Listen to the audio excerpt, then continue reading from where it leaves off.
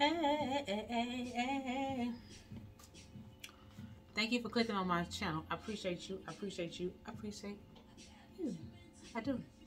So, my topic today is about okay, y'all. This little cut that grew out already. I'm at Bob. I'm officially at the Bob stage. You know what I'm saying? Anyway, side note.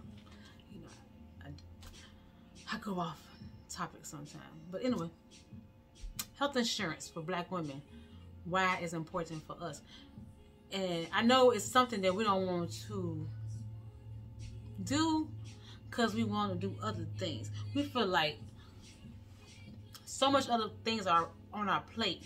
So why should I be so responsible for my health insurance? And it's important because things are going to come up. It's hard in capitalism because health insurance has a pretty penny behind it.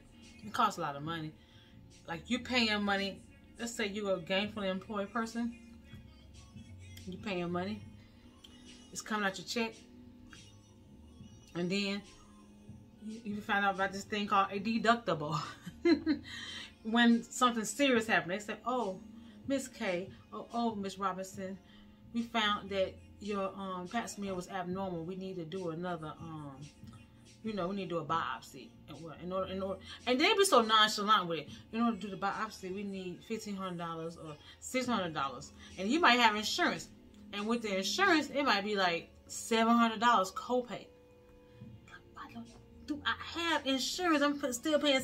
So a lot of people just give up on it. Come to find out, medical debt, according to U.S. News, medical debt is the #1 leading cause of bankruptcy in the U.S. And I'm guilty because I filed bankruptcy some time ago, and medical debt was the reason. You know what I mean? So I know it is hard. It's hard, and I'm talking about this because we get caught out here thinking that if you need a lung or a liver, and all of a sudden you gotta do a GoFundMe. You can't. Everybody ain't finna keep doing that. You gotta learn how to be responsible for yourself. The thing is to rise above the government, because they cut you off anytime they want to. I don't know if y'all recognize that. I'm gonna say it one more time. You let them puppet string you, they will cut you off when they feel like cutting you off, like they do on Thanksgiving every year with the food stamps. People food stamp card usually don't work around food like Thanksgiving and all the cards all of a sudden just don't work for like 2 days. You know how much money they saving in the government and in their treasury by not letting money turn around? That's another story, another day. I ain't got time to even teach the whole lesson. But I want you to look at this right here. How much it costs to have a baby in different states in the U.S. Because a lot of people they take it for granted, especially men. And this ain't no man bashing channel, but I'm just trying to keep us women awoke. Because they're going to come at you with whatever feels good to them. But at the end of the day, it costs for that baby to be born. A lot of people don't think it costs because they might have Medicaid or something like that. But if you're a responsible person, and I'm not saying responsible, I'm saying like you have went to school or you on another level on your job, you're not down at the 30,000, you're like at 50, 60,000, and you trying to, you put out of, you went to school, or you got a trade, and you work in a job, or you work for yourself, and you're not eligible for programs. Well, it costs about in Georgia, for everybody who want to run down here, it's $14,776 average for a baby. That's the real price. That's not with no insurance. That's just telling you how much it costs for the baby to be born. We ain't talk about prenatal. We ain't say nothing about the pills or your prescriptions that you might have had to do in between. We talking about the baby being born.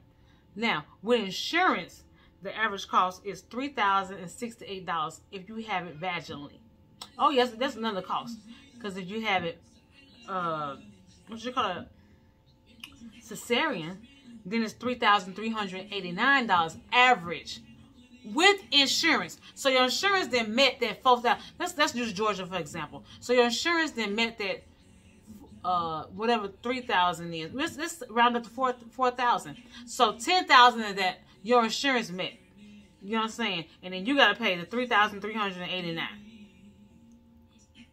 You don't want to do that though. That's called responsibility. That's called being a grown woman. But nobody want to do that. But we like to buy hair. We like to buy nails. We like to help people. And I know I like to do the same. I mean, my job, I work too hard to wear nails, so they don't fit in my life. And let me tell you something. If you have ever observed, people who actually make real good money or decent money, they don't have all that on. You know what I'm saying? Because it gets in the way of trying to make a living.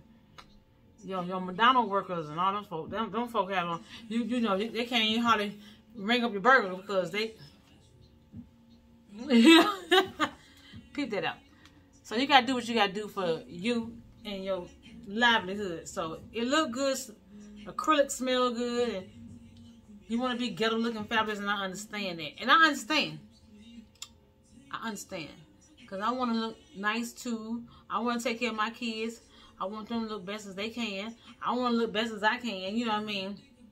But material, at the end of the day, you gotta have some insurance in America, and it's not fair. It's not fair. It's not. Because you like, okay, I done gave you $200 on my check consistently, and then you need to tell me that one time I need to go to the doctor, I still got to come up with $1,000. Yeah, let's call it deductible. You ain't made it this year yet. So that's how insurance are, and it depends on your job. You have insurance, and then you have your job. Your job matches some of your insurance. So your job might put in a certain amount of money, and then you pay a certain amount of money. So don't think you're out there on your own, because you're not. Your job is sponsoring you. Hey, I'm going to stand in the gap for her. You know what I'm saying? She don't know what she's doing. I'm going to, put down $10,000 this year for her and her insurance. Then, but guess what? So, that's what you really need to be mad about, because insurance company really run this. Insurance companies are the GOAT. My baby's the GOAT. Insurance are the GOAT. Insurance companies be getting it. That's the real pimps right here, because they get it from the job, and they get it from you, and then they get it again when you got to pay a deductible.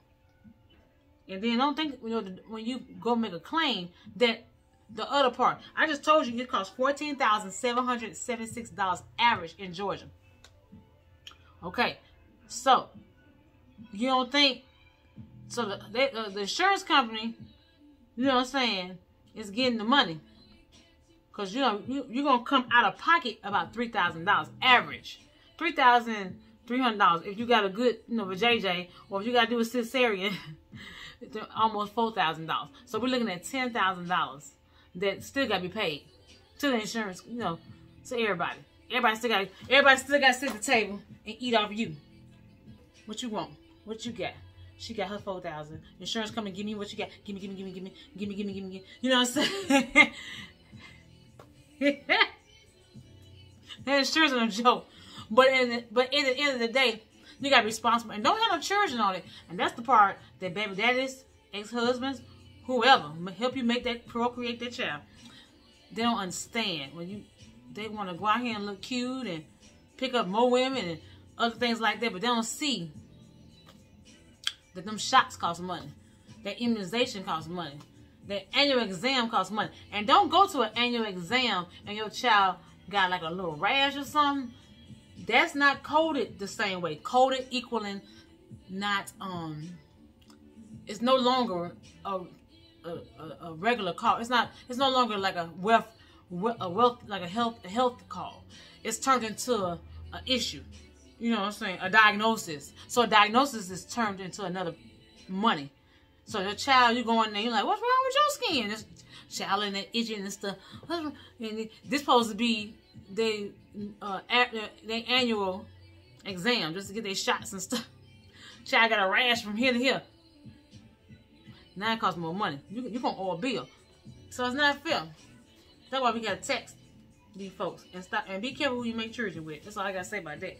That's all I got to say about that. All I'm going to say about that. Because I'm guilty. I'm guilty. So I'm not going to even dog nobody else. According to U.S. News again, 14% of black women are uninsured compared to 8% of white women. So that's something we just ain't doing. I think it's just, I don't know if our hair costs too much.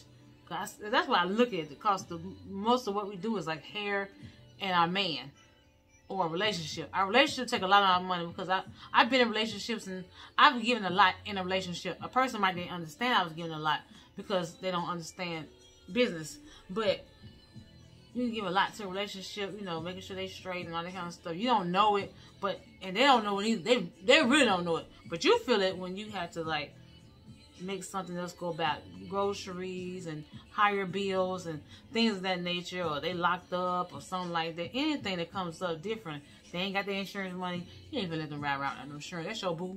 That's your boo. You know he ain't finna let him ride without no insurance. So get out of it. I used to be that girl too, and then they forget all about what you did. So don't do it. Black women in the, guess what? Black women in the South have the lowest rate out of all black women of having health insurance. So men who want to run down here to the South because you see these big booties and hey, Magic City, do you know most of the black women in the South is uninsured? They ain't been getting their checkups or nothing. That part. So, you know what I'm saying? You need to pay attention to that. It's right there. Thank you, y'all. After 2017, gains began reversing. So, like, from 2010 to 2016, like, right after the Obama era and stuff like that, right when he was in, like, yeah, around the time he was pumping out the, you know, Obama health care and stuff like that, black women was getting insured. But then after 2016, it declined again for black women and Hispanic women. Then my brown girls too. Hola. So, well, you know what I'm saying, they was both all the brown people declined in 2017. When it comes time to re-enroll in 2017, they're like, nah, I ain't got no money. That's around the time we was into another presidency. So I think health, you know, like the wealth and financial situation, comment, you know, to comment on this situation, because it's important. I know it's like boring, but it's not boring, because at the end of the day, there are things that come up. Like, I'm a woman in my 40s. Every time I turn around, there's something I gotta do that needs a deductible being met. Life changing. I'm hormonal, having issues. I'm going to premenopause and stuff like that. And it might not even get to that point. You might have problems before. Some women have, you know, cysts on the ovaries and all that kind of stuff pop up, or abnormal cycles. And, you know, as a woman, that's a pre-existing condition. Do you know what I mean? Men just have the best insurance there is. It doesn't make any sense. But black women, that's why I'm talking to black women. Because black men, period, insurance be the bomb.com. They could just pull up.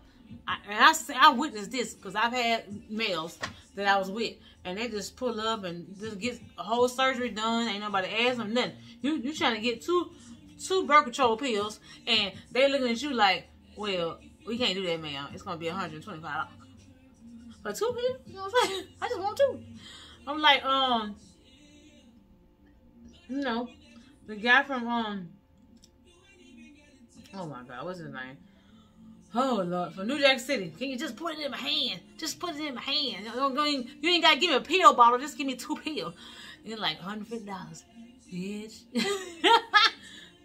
Okay, so it's hard us for black women, and we gotta take care of ourselves. Cause guess what? We hold the house down. We don't want to take care of the kids. Everybody run off, do what they want to do what they feel like it. If they think it's cute for a picture online or something, then they want to come get the kids, take pictures by them. My kids. So more women can talk to them. You know what I'm saying? While you at the end of the day still got the bills to take care of them. You still have to see about these children and yourself. You have to make sure you still living. So those are the points I wanted to make today. I ain't gonna talk all night and all day. I also want you to check out I got the links down below, okay, for what I was talking about today. And please, women, take care of yourself so you can take care of your family and you can still be here if you care about yourself. It's really important that we do have health insurance. It is not fair, but capitalism. We live in a capitalist society, so at the end of the day, insurance company got to get their money, doctors got to get their money, and we still got to be seen, though. And you're not going to, Medicaid is not forever going to be there. And GoFundMe, everybody ain't finna keep GoFunding you for if you need a liver or something like that. It's not finna keep happening. Some people don't even like you. Some of your friends don't even like you. You know what I mean? So at the end of the day, you got to look out for you and your family. How is that going to work out? You know what I mean? And that's being real. You know what I'm saying? You can take it how you want to take it. I appreciate you, though, watching. You know what I'm saying? And if you don't agree with what I'm saying, let me know. I ain't got no problem with it. Long as it's no disrespect.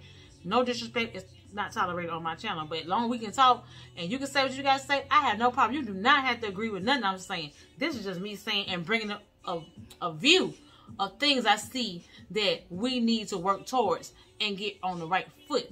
My foot is not necessarily the right foot.